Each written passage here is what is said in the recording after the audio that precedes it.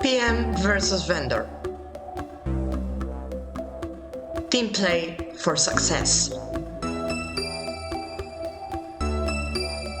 I'm Gabriela and I have been a certified bilingual translator English to French and Romanian since 2010.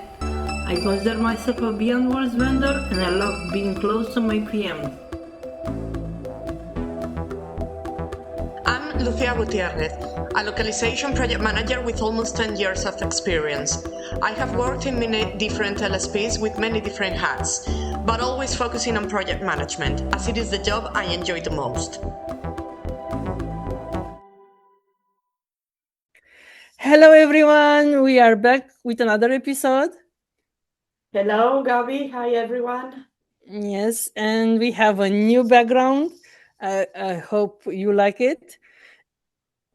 Yeah, it's really good. And today we're going to talk about a topic that is touching you quite close, right, Gabriela?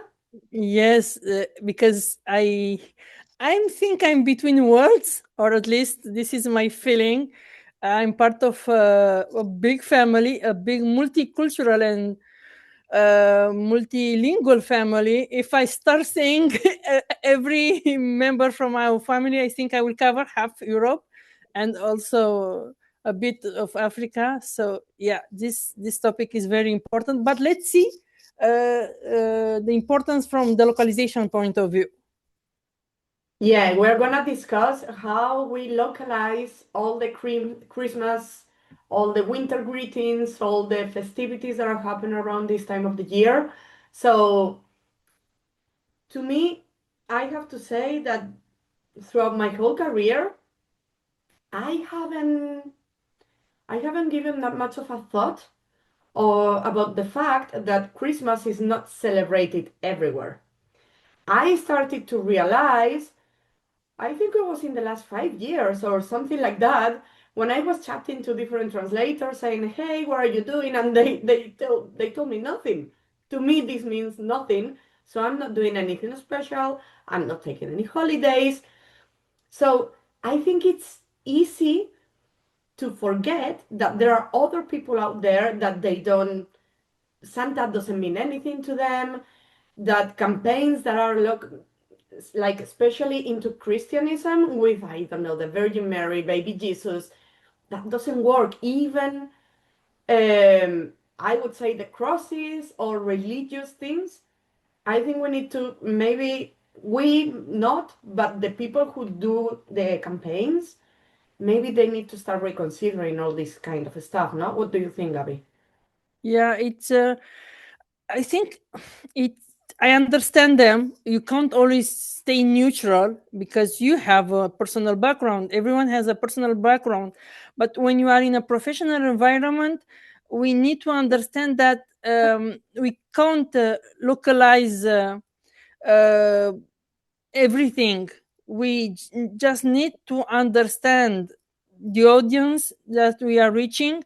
So maybe we should start I don't know, thinking about what we want to deliver as message. For example, if you work as a PM, you have freelancers from over the world. Okay, maybe instead of saying Merry Christmas and assuming that everyone is celebrating Christmas, maybe you can say happy end of the years. I don't know, happy holidays, happy winter holidays, or something like that.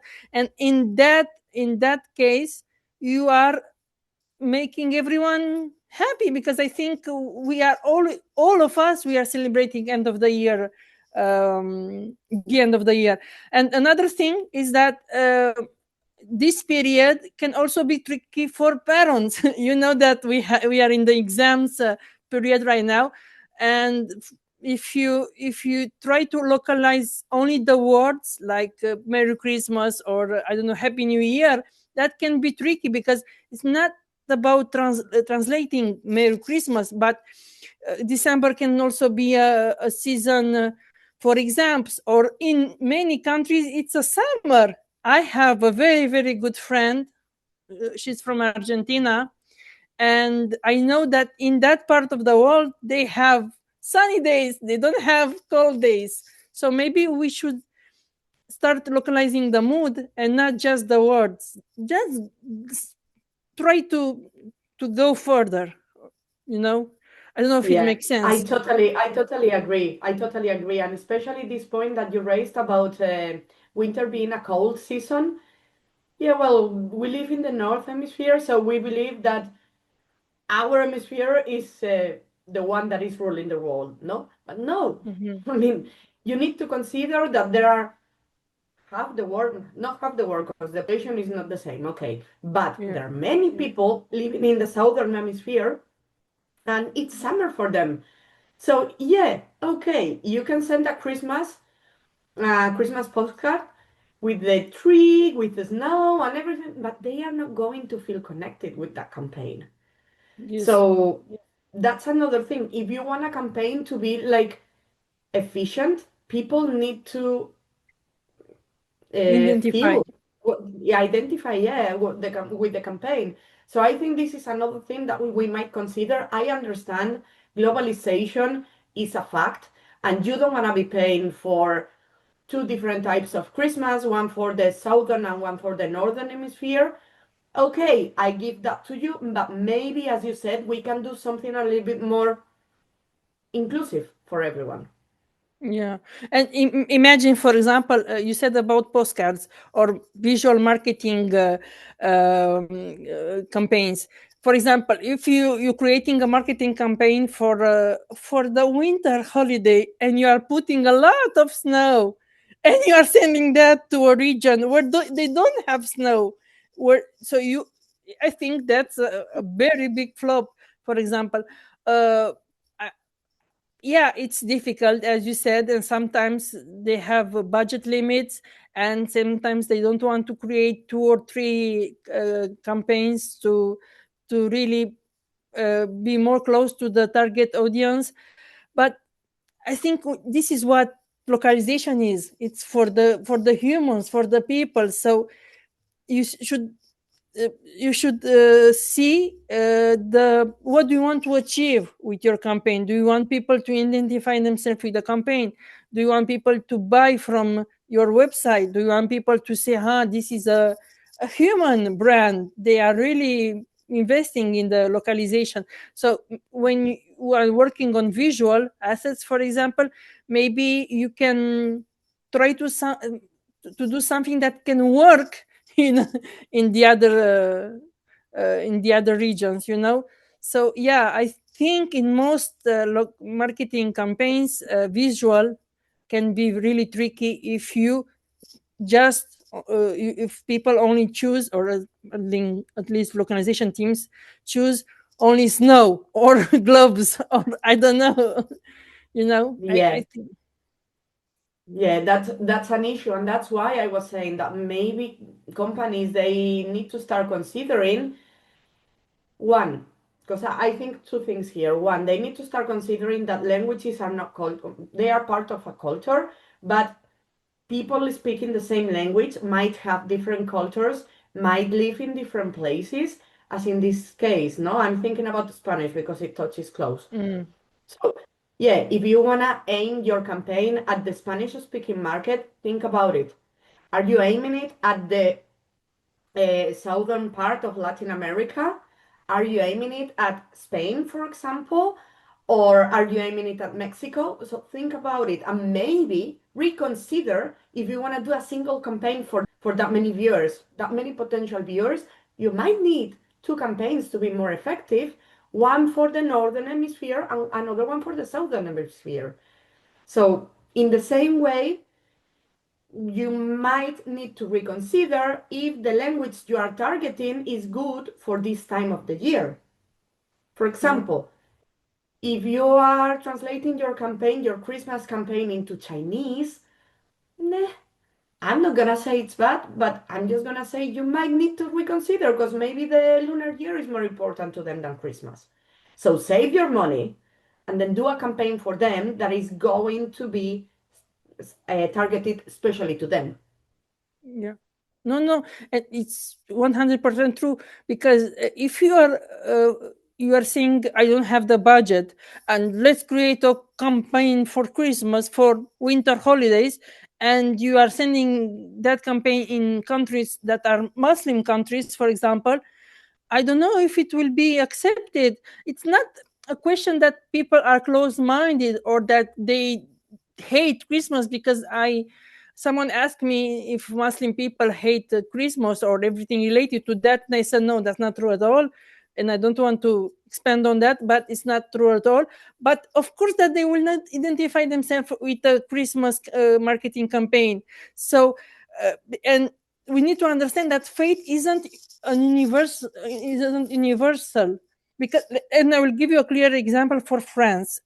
You know that France, it's a like country, so you know that.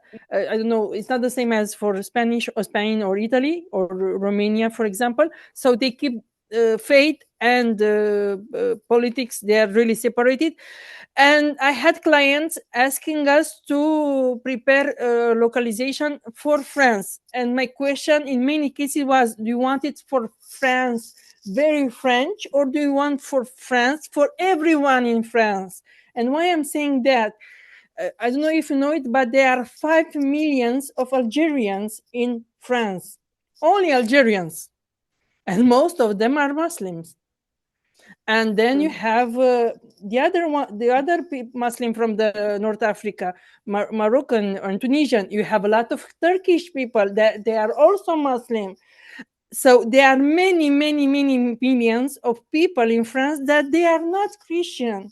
So when you want a Christian winter Christmas campaign for France, for which France? That's my question. Yeah. You are making it for the entire France, for everyone living there, or you are only targeting the Christian France? So I always say that we should be respectful for everyone. There are many countries who have more I don't know, different religions. There are countries who are more one religion, maybe. I don't think that. I'm sure we don't have a country that only has one religion. It's impossible. Even in Algeria, there are a lot of Christian people here. So maybe you don't want to invest a lot of money, but invest in the humanity of the campaign, if I can call it like this. Sorry, this is a topic that I could go on and on and on for all the day. No, but you're absolutely right. I think it's something that we needed to bring up so that people could also speak up. I don't know if our listeners are mostly Christian or not. Let us know. Let us know what you think about this. Maybe you can also propose some other solutions. Here we are proposing some, like just center on the mood, on the Christmas, not Christmas, you see. It's in me, Yeah, it's on no, me, it's in me normal. already. No, Lucia, we are a transparent and human podcast, so Yeah. it's normal for you. It's normal for a person who has been living in only a monocultural, I don't know how you call it, only one culture. It's normal, but when we work in localization, I think it's our duty to be more open. And here's the thing that I would really love for brands, or for even for LSPs. As a vendor, I'm a vendor, okay, I'm working with a lot of LSPs, and I always receive the end of the year email, but I never received the Ramadan email, for example. And I'm sure that almost all the LSPs are working with Arabic or with Hebrew, the one for Judaism. And my question is, are they sending, while they are sending a Christmas email, are they also sending a Ramadan email, or for the Jewish people an email? I have never received it. In Yeah, 15 but years you in see, this this is industry. something, this is a question that I asked myself some years ago when I was into vendor management. And then I came into the conclusion that at the end of the day, if the company is based in a country that is mostly Christian, they are wishing whatever they believe to others. Yeah, but you are working with international vendors. Yeah, but in the same way that I wouldn't send an email to all the vendors for something that is a festivity in Spain only, Christmas or the end of the year, it's more like global, universal, call it whatever you Yeah, want. end of the year, yes. And then it came to my mind when I was working as a cabin crew. I used to work on Ryanair, okay? I And know. I worked in France for some months, and people used to complain, like, "Oh, you are working in France, you are working on a plane, and you don't speak French." And I was like, "Yeah." That's And you are, typical. yeah. And I was thinking, like, yeah, they are right, but the company is Irish, so I'm talking the company's language. In this case, I think you can relate the concepts. You are talking the company's culture. Yeah, but when you work with international people, make them that they are being part of the team. It is not like before when we don't talk, when LSPs don't talk about vendors. When vendors they are very hidden nowadays. PMs they acknowledge vendors. They send referrals to vendors. So I would really love for more LSPs, or at least in our industry, for more LSPs uh, to include all the vendors, because brands they are doing that. I know brands that they send emails for Christmas, they send emails for Hanukkah, I don't know if I say it correctly, for Ramadan, etc. There are brands doing that, but LSPs, in all my years as a vendor, I have never received an email for Ramadan. I've never sent it, I have to say. Yeah. So, yeah. Yes, I would love it. And I know that I'm talking about the LSPs that are not based in Arabic countries, because yes, from the ones that are based in Egypt, I have two clients, or from the ones that are based in Qatar, for example. Yes, I receive that. I'm speaking about the European countries, the countries that are not Muslim countries, for example. And I've got one question. So, do you receive from these LSPs that are based in Arabic countries Yes. Christmas greetings? You No, do. no. Sorry. Ah, okay. That yes, I understand. This is why I told you. No. It's not only for the Christmas. It's also for the other ones. Yes, I see your point. Both. I'm speaking about all the LSPs in generals that they should Mm, include. For example, you are an Arabic country-based LSP, and you are generally sending for Ramadan. Send for the other holidays too. You know, make everyone okay. feel included, because when you are working with all the languages, it means that you are working with all the cultures. Language is culture. This is what I'm trying Mm, to teach my kids are speaking three languages plus English. We are struggling with English these days, but I'm not only teaching them languages. I'm teaching, that I'm saving every year to for them to travel in all the three countries to also have the culture. So when you are working with a Japanese vendor, you are also working with the culture. No, I don't know if oh, I'm wrong. yes. Oh, yes. And you're Yeah, working with the attitude because exactly. each culture has different attitudes. So, yeah, yeah. Yeah. So as from a vendor point, and I think this episode it will be the most personal episode for me. From the vendor point of view, I recommend all LSPs, no matter where they are based, to try to include all vendors when it comes to greetings. It's with ChatGPT, it's very easy to create.